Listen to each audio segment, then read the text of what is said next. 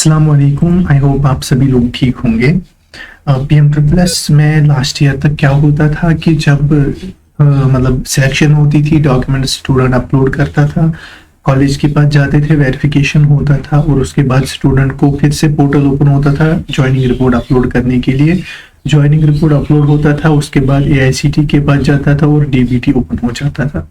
But इस बार ऐसा नहीं होगा। इस बार बहुत बड़ी चेंज हुई है पीएम ट्रिपल एस में और मेरी तरफ से ये सबसे बेस्ट है।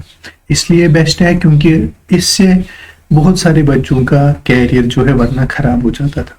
अब क्या है वो मैं यहाँ पे आपको दिखाता हूँ। जिसका ज्वाइनिंग रिपोर्ट अपलोड हुआ है उसका मैंने कल ही बोला था कि वो मैसेज आती है कंग्रेचुलेशन, और उसके बाद फिर डायरेक्टली वो एआईसीटी के पास जाता है। कुछ लोग बोलते थे कि वो मैसेज नहीं आती है, ये मैसेज आती है।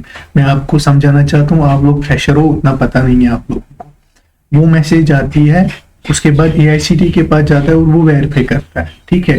बट उन्होंने इस बार डीबीटी ओपन नहीं किया, उसके बदले ये मैसेज आपको सेंड की। क्या किया कि your joining report has been successfully submitted by the institute, ठीक है। अब आपका बेनिफिशियरी कोड जनरेट नहीं होगा। क्यों नहीं होगा? पहले डिडुप्लीकेशन होगा। लास्ट ईयर क्या होता था? डिडुप्लीकेशन बाद में हुआ था। जिन जिन को उसमें पाया गया था उनकी अभी तक स्कॉलरशिप नहीं आई है, मतलब एक टाइप से आप मान लो अभी कैंसल्ड है वो।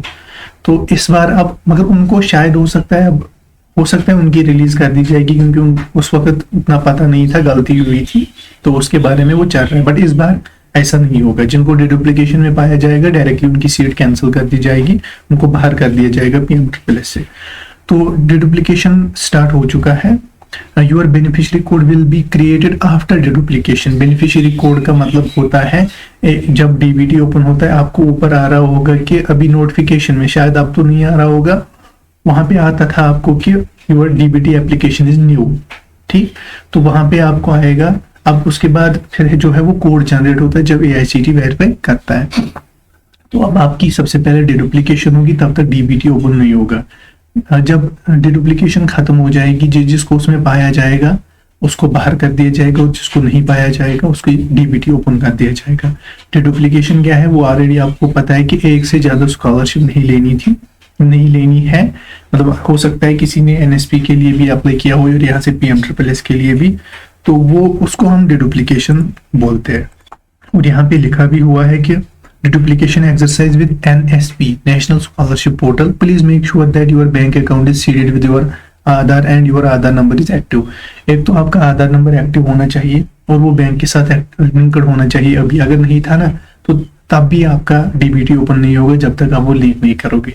तो इन शॉर्ट एक तो आधार कार्ड लिंक करवा दो बैंक अकाउंट के साथ, और दूसरा डिडुप्लीकेशन एक्सरसाइज हो जाएगी और जिन का क्लियर पाया जाएगा उनका डीबीटी ओपन हो जाएगा। तो मेरे हिसाब से ये बेस्ट इसीलिए है क्योंकि बीच में होता था तो बच्चों का कैरियर खराब होता था, ना वो उधर जा सकते थे ना इधर जा सकते थे।